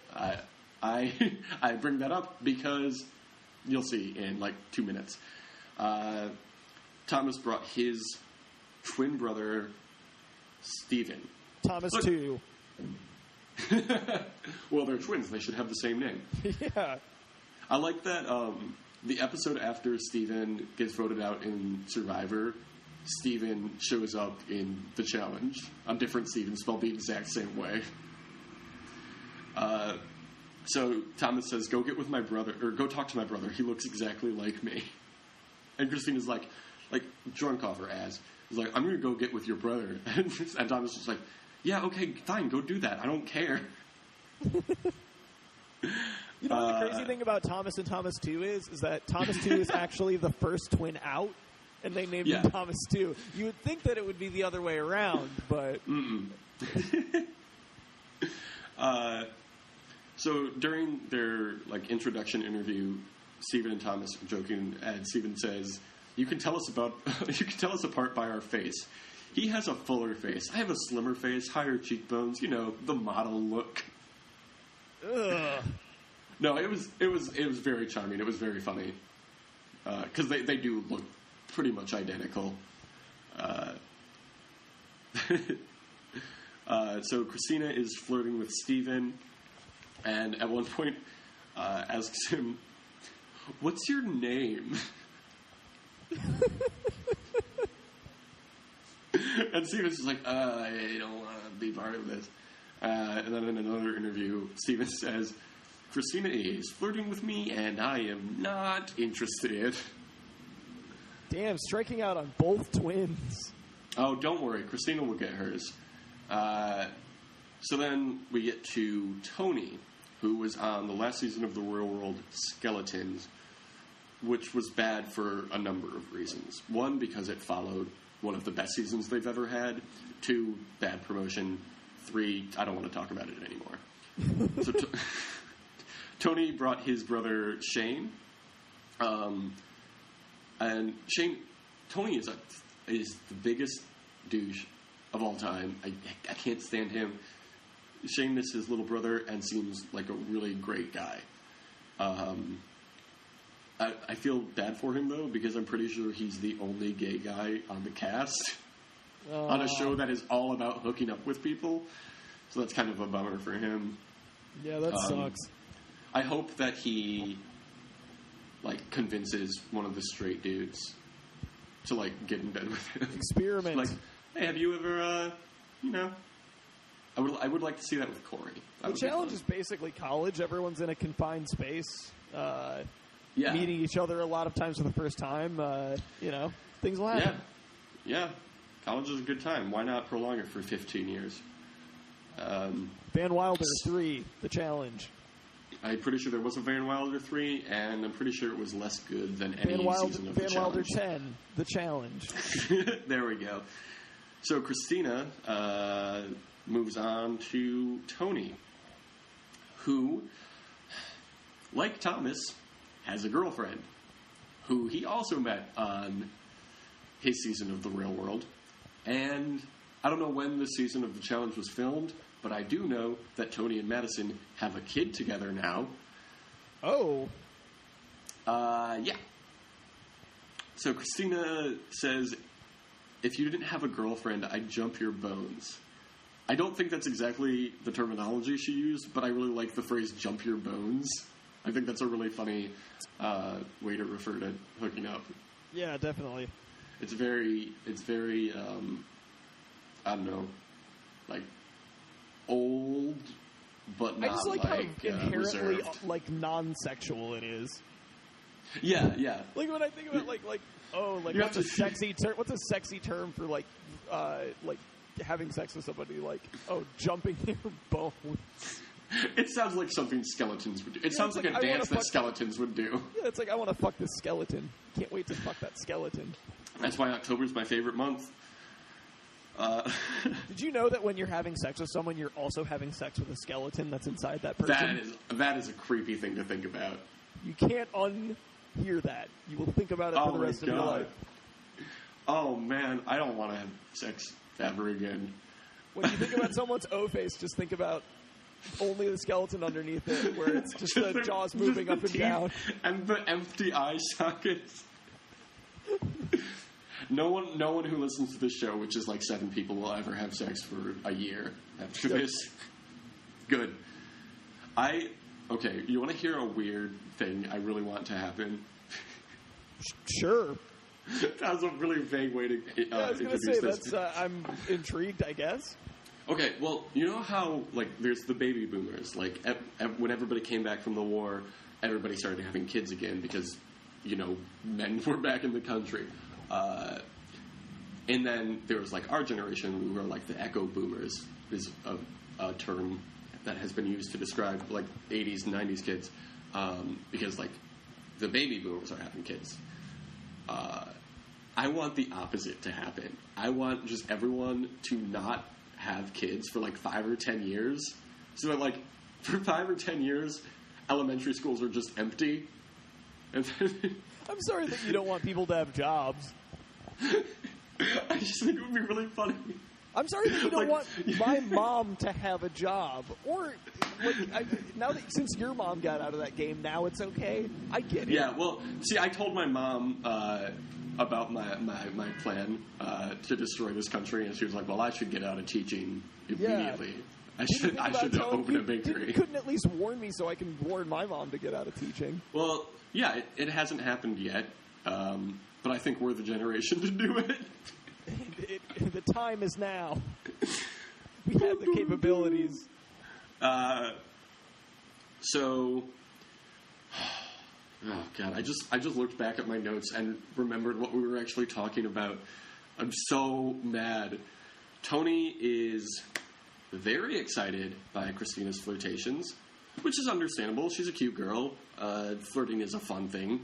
But Tony, you have a very serious girlfriend, and who you have a child with. Maybe cool it?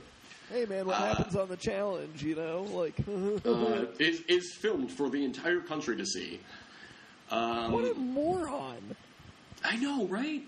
He's so stupid. He's 27 years old and he's still doing this shit. So he says to Christina, among some other things, he's like, it's going to be so hard to not have sex with you. No, it's really not. Like, Yeah, just don't talk to them. Like, you just don't do it. Like, I understand if you find someone attractive. I find a lot of people attractive. I don't have sex with most of them. And then he also says, God, this is such a gross line. I'm so sorry in advance. He says, it's going to feel so good. Like when they finally hook up. Oh. Yeah. So Madison, his girlfriend, who we met on the Real World, is blonde. His ex, who showed up on the Real World, is also blonde. Christina is also blonde. And he mentions in an interview he has a weakness for blondes. What a surprise, because he is the most basic of bitches. I hate him so much. Not much else to say there. Yeah. But wait, there's more. Tony and Christina make their way to a bathroom. And there's just a shot of the door, and you can kind of hear some things happening. And then the subtitles very heavily imply that they are hooking up in the bathroom. The subtitles say things like kissing and pants dropping. Yeah. So Corey walks past and hears them from outside the door and like can tell what's going on, and kind of yells at them. He's like, "What are you guys doing? You shouldn't be doing this." And he seems more annoyed than angry.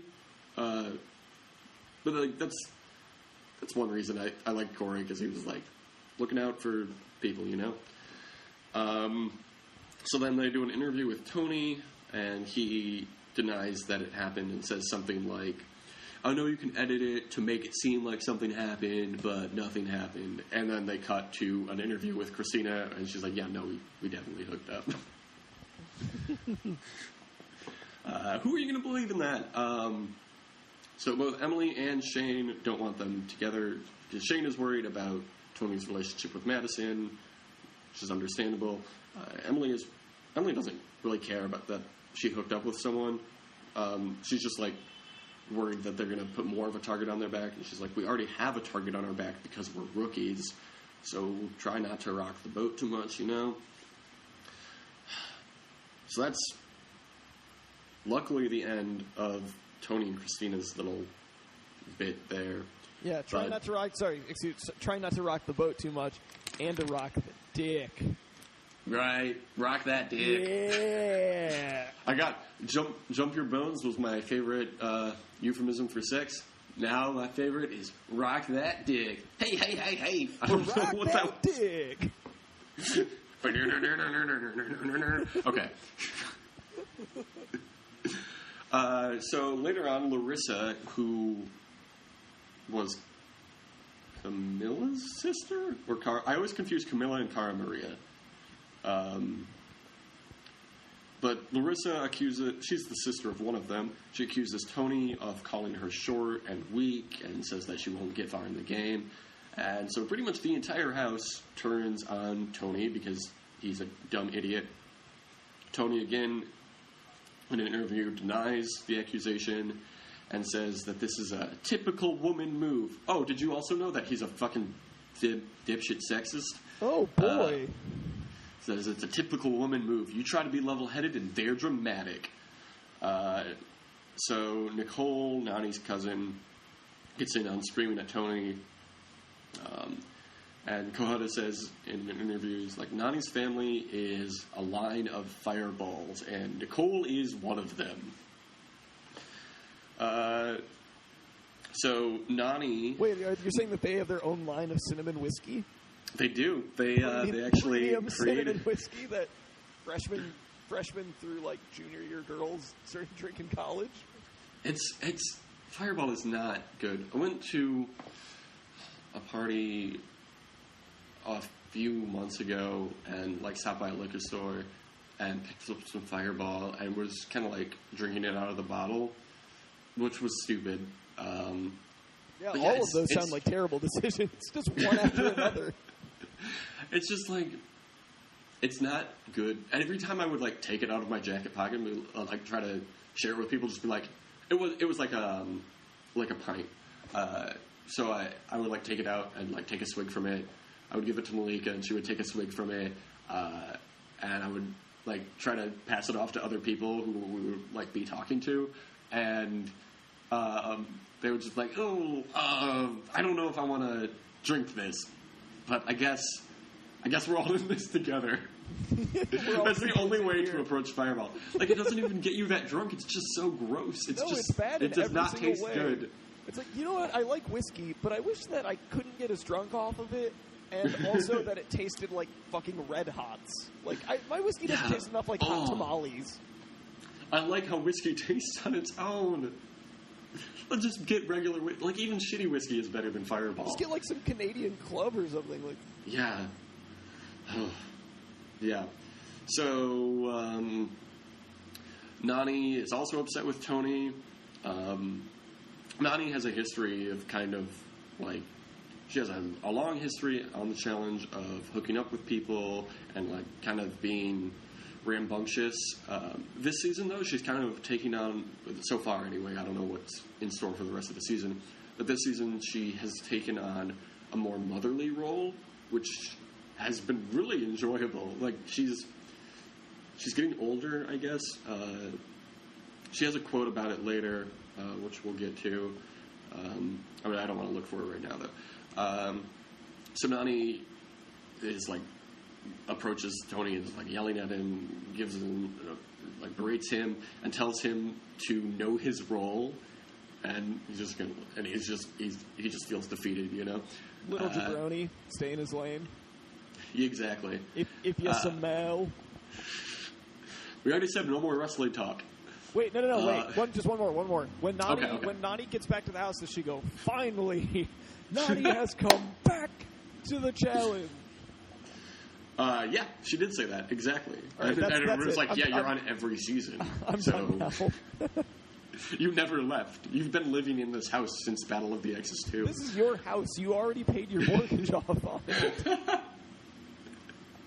So, Shane, Tony's brother, also confronts Tony, and says, the way you were looking at her, I think talking about Larissa, or maybe Nicole, he's like, I thought you were going to hit her. Like, that's not cool. And Tony tries to defend himself and yells, they're playing games! And Shane screams back, this is a game! This is a game! This is a whole game! Shane is great, and Tony is awful. So Camilla's upset. Oh, Camilla is Larissa's sister. Okay. Camilla is upset because Tony made fun of her sister, and she's like wondering if she made the right decision to bring Larissa to the show. And everyone's like, no, you're fine. Like, Tony's an idiot. Larissa's great. So when we get back to the fight between Tony and Shane yells at him. It says, "You're about the drama, bro," which is totally true. He is very dramatic. Even in his season of The Real World, he was constantly causing drama. So it's no surprise that he's going to be on this season of the challenge and the next season of the challenge. So Shane accuses Tony of being drunk, which very much upsets Tony. And Tony's like, "Well, so are you." And asks Shane if he can walk in a straight line. And Shane is like, "I can walk 3 straight lines," and like takes really big steps. And every time he takes a step, he's like, "Bam, bam, bam, bam." And it's really great. And Tony gets more upset and eventually like grabs Shane by his shirt and throws him up against the wall. And Shane is like trying to throw fists to get him off of him. And everybody just kind of looks at him like, "What the fuck? Why are you guys fighting? What is going on here?" And like nobody comes to their rescue because they don't know these people. Like if it was like Bananas and Leroy or somebody, everybody would be like, "Hey, get off each other! Like you guys are supposed to be cool, you know." But they're like, these 2 rookies are fighting, so why do we give a shit, you know? So Corey, in an interview, says that Tony's digging himself into a hole and making it harder than it has to be. And Tony eventually finds his way to Bananas, who is the challenge elder. Yeah, the elder statesman. Yes. God, yeah. Bananas, I think, might be older than Anissa. So Tony finds Shane. Oh, yeah. Bananas talks Tony down, which is nice. Tony finds Shane to apologize, and Shane's like, "It's cool, man. Just drop the pride." And they make up, and it's all nice. And as they're walking back up into the house, Shane's like, "You know what I could have taken you, though." And they both laugh. Oh, boy. You know how brothers are. So then they get to the first challenge. This is the first challenge, and we're like an hour into the episode. It's too long. So before the challenge starts, TJ, the host of the show, calls out Tony and Shane and is like, "We here at the challenge do not like violence." And they cut to an interview with Corey, and he's like, "I wouldn't mind to see them go home." And then they cut back to TJ, and he's like, "Let this be a warning to all of you. If this happens again, you are out of here." And then Tony says in an interview, you'll like this, Tony says, "TJ grants us a second chance." Hey! So they're going to be on the next episode of Survivor. TJ is basically like a more like, he's like a raised in the 90s Jeff Probst. Like he's just like a more laid back, like if Jeff Probst skateboarded, or I guess TJ Lavin did like BMX, right? TJ Lavin is a BMX rider, yeah. Yeah, if or he was. I think he might be retired. In an alternate timeline, if Jeff Probst had gotten into BMX or like skateboarding or something like that, you would basically get TJ Lavin out of it. I would love to see those two do like a IFC interview or something. I feel like they would be fast friends. I think they would be, honestly. I think they would have a lot to talk about. I like both of them. They're both good at their jobs. They're perfect hosts for what they do. They should do a season where they switch. That would TJ be hosts Survivor and Jeff hosts. Oh my God! Can you Jeff imagine Jeff on the challenge? Jeff hosting the challenge would be so tired of people. He's tired if there's like one rambunctious person, and there's like 28 on the challenge. Like everybody is rambunctious on that show. Like yelling at people. Yeah. So the challenge, there's a big hill that they have to climb up, and then there's a spigot of water pouring water down the hill. They have to hold some buckets up to the spigot and then run back down the hill and fill up this bigger bucket that is the team's bucket. And they do that for 10 minutes. The women, it's like there's a women's run and then a men's run. So the women go first. I just want to say, I love Dario. Dario is really funny. I don't think he realizes how stupid he is. So the women's run is happening, and Dario says, "I'm too busy looking at booties." It's so funny. Every time that you say Dario, all I can think of is just Daria. It was like MTV's Daria being there. Yes, that would be... She would not take any of the challenges shit.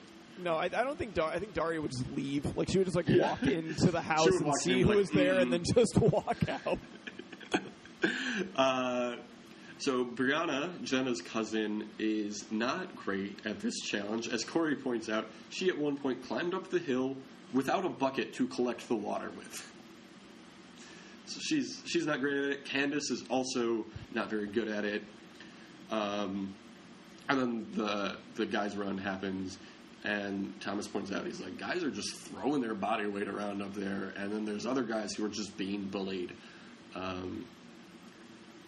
So Bananas and Vince take an early lead, and the women on the co-ed teams realize that if they all if the remaining people pour their water into Kohada's bucket, Kohada and Jill can win. So that's what they do, and Kohada and Jill end up winning. And then after the challenge, Banana says they could barely beat us with 4 guys. So Jill and Kohada win, and then Jenna and Brianna lose. So they're going straight to the pit. And TJ tells the winning team that they have, since it's 2 women on the losing team, they have to send in a team that has at least 1 woman on it. So then they deliberate. Kohada and Jill say that they don't want to send someone in just to knock Jenna and Brianna out, which is nice. So it finally comes down to Christina and Emily, and Leroy and Candace.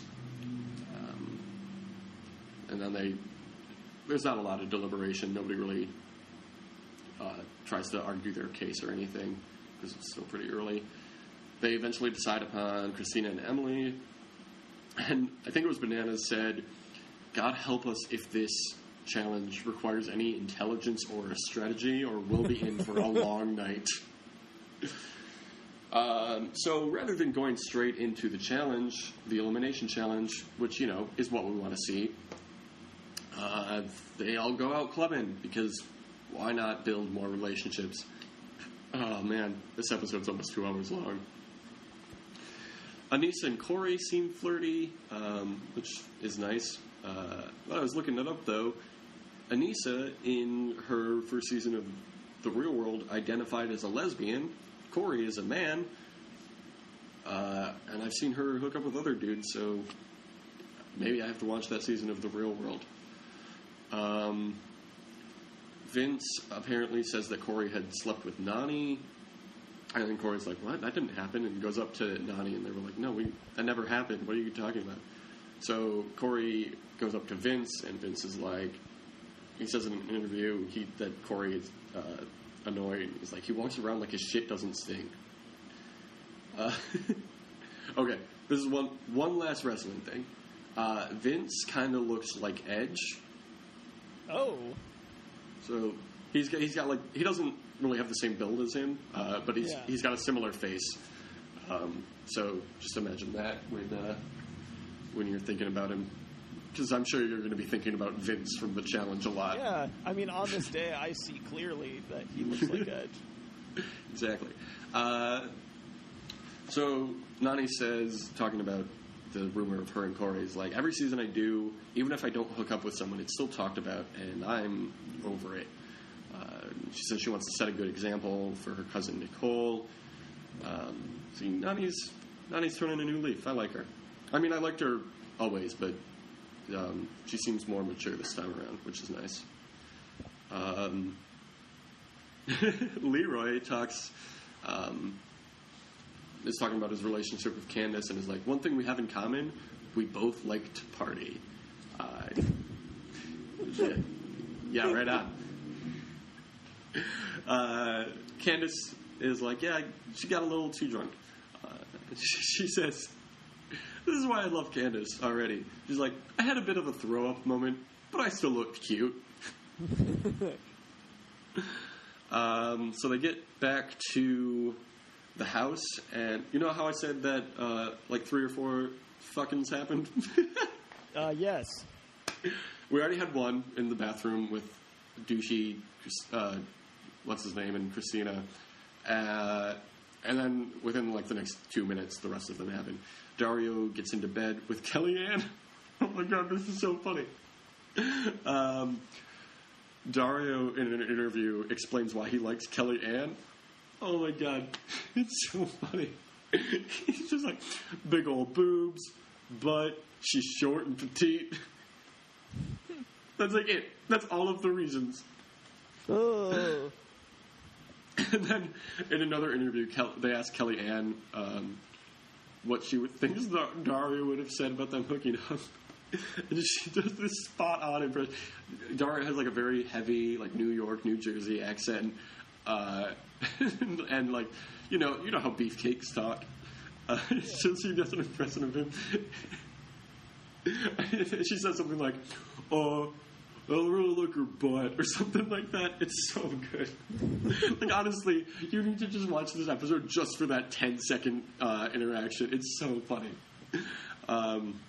So Corey then goes to Anissa's bed, and Anissa says, "I'm attracted to Corey. I don't know if it's just physical, but he's just a kid. He's such a kid. Fuck."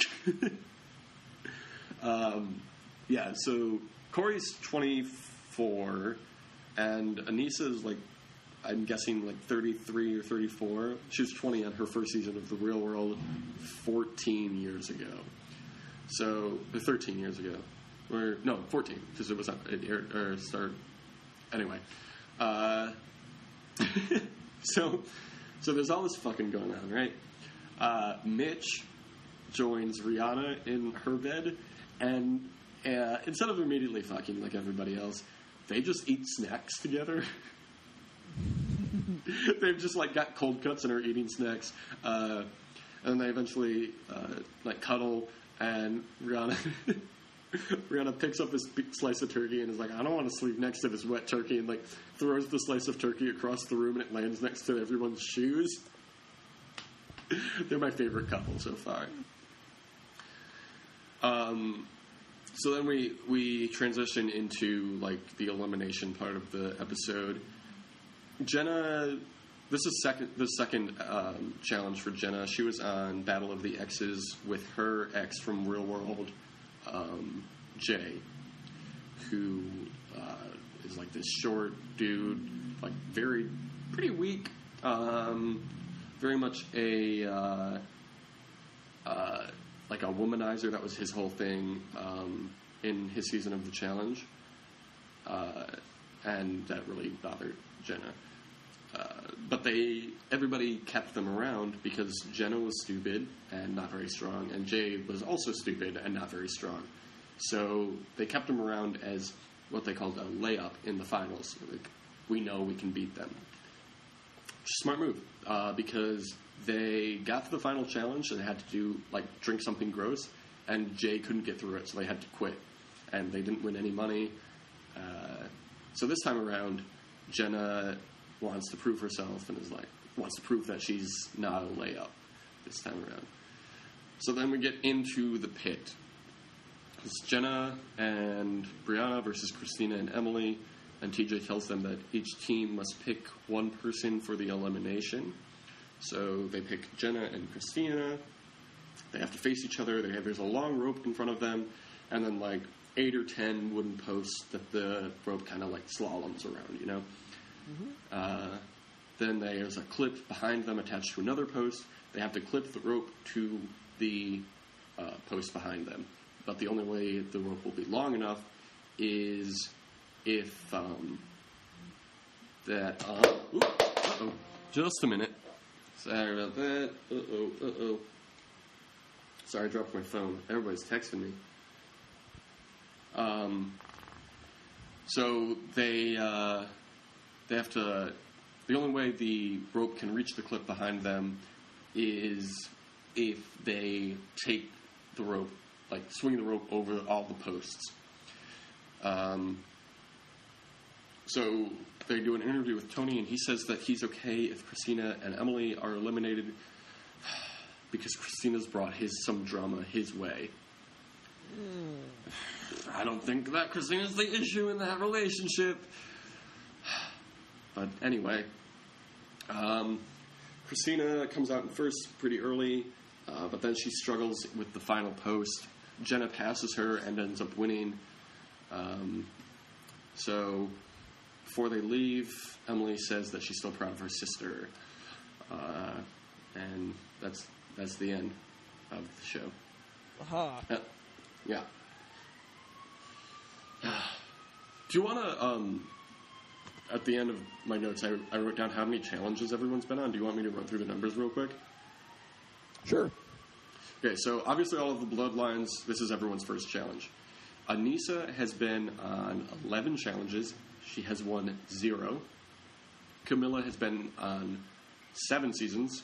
She's won once. Battle of the Exes, 1. Maria has been on 7 and never won. Kelly Ann has been on 3, including this one.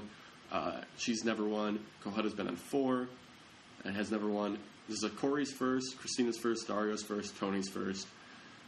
Thomas this is his second, and Jenna's second. Neither of them have won. Leroy has been on 6. He's never won, but he has been in the finals twice. Nani has been on 5, and she's never won. And then Johnny Bananas has been on 12 challenges. This is his 12th challenge. He has 5 wins. Oh my god. Yeah. He's won The Island, The Ruins, Rivals, Battle of the Exes 1, and Free Agents. That's just not fair. Yeah, I know. He keeps coming back to win. Yeah. So, yeah, they showed a preview for the next season, for the rest of the season, and it looks just crazy. Like, there's a lot of shit that's about to happen. It looks bananas. Oh, I see what you did there. It looks Johnny Bananas. Yeah, so I'm excited for that. What do you think so far? I think it is a ton of information to process, Yep. and I'm probably just going to have to watch the episode. Yeah, that's probably a good plan. So that's the longest episode we've ever done of this show. You're going to have to split this one into 2. Like, that's really the only way this is going to work. Maybe. We'll see. So that's been... Did you watch Survivor last night? My name's been Jake. I've been Thom. I done been Thom. I done been Thom. Had been Thom. So we will talk to you next week for the penultimate episode of Survivor and the second episode of the challenge Bloodlines. All right, so see you next week, Thomas. Au revoir. Bye. I wonder which brother is better, which one our parents love the most. I sure did get in lots of trouble, I seemed to let the other go. A tear fell from my father's eyes, I wondered what my dad would say. He said, I love you and I'm proud of you both in so many different ways.